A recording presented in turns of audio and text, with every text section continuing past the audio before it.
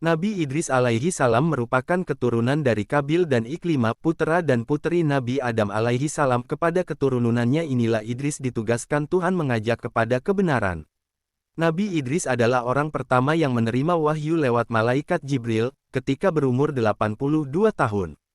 Tak ada informasi tentang lokasi pasti mengenai kehidupan Idris. Hurmuz al-Haramisah, yang ditugaskan untuk membenahi akhlak anak cucu Kabil ini. Ada yang menyebut daerah Munaf, Mesir, namun ada pula yang menyebut Babilonia.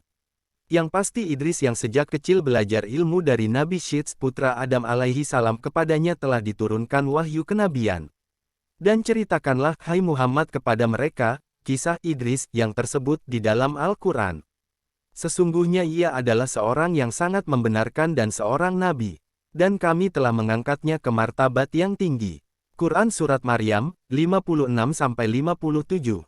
Idris menurut riwayat dalam hadis Bukhari adalah kakeknya Bapak Nuh alaihi salam, berarti Nabi Idris merupakan generasi ke-6 dari Adam, mengingat Nuh sendiri sebagai keturunan ke-10 dari Adam alaihi salam. Kepada kaumnya, Idris diperintahkan memberantas kebiasaan melakukan kenistaan. Idris ditugaskan untuk membenahi pekerti rendah, zalim terhadap sesama, suka permusuhan, serta suka berbuat kerusakan. Kepada keturunan Kabil, Idris menandaskan, iman kepada Allah bisa memberikan keberuntungan. Untuk itu wahai kaumku, kata Idris, peganglah tali agama Allah, beribadalah hanya kepada Allah. Bebaskan diri dari azab akhirat dengan cara amal saleh dan kebaikan. Zuhudlah di dunia dan berlaku adil, mengerjakan salat sesuai dengan ajaran Tuhan. Berpuasa pada hari tertentu setiap bulan, jihad melawan musuh agama bikinan setan, serta keluarkan zakat dan sedekah membantu kaum papa dan kaum yang ditimpa kemalangan. Selain itu, Idris juga selalu menyatakan beberapa pesan kebajikan.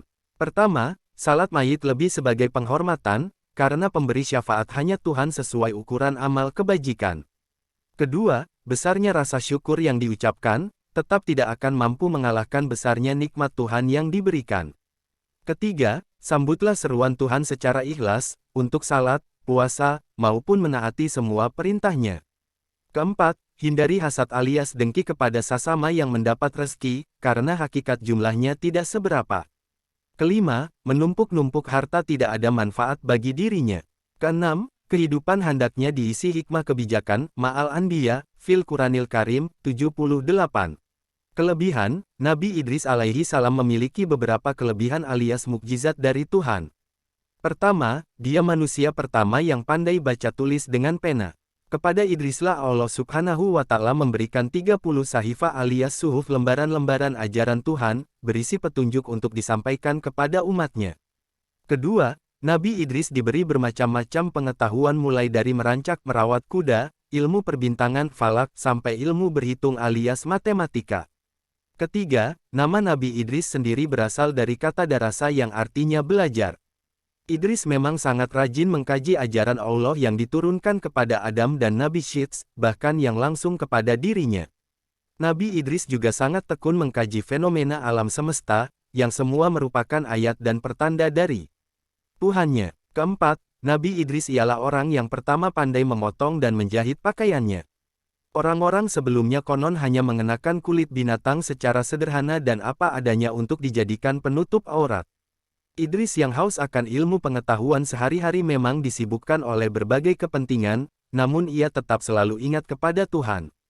Dengan berbekal pengetahuan yang mencapai kelengkapan, dengan kekuatan dan kehebatan yang mumpuni, Idris menjadi gagah berani, tak takut mati, tak gentar kepada siapa saja, terutama dalam menyadarkan keturunan Kabil Iklimah yang saat itu penuh dengan kesesatan.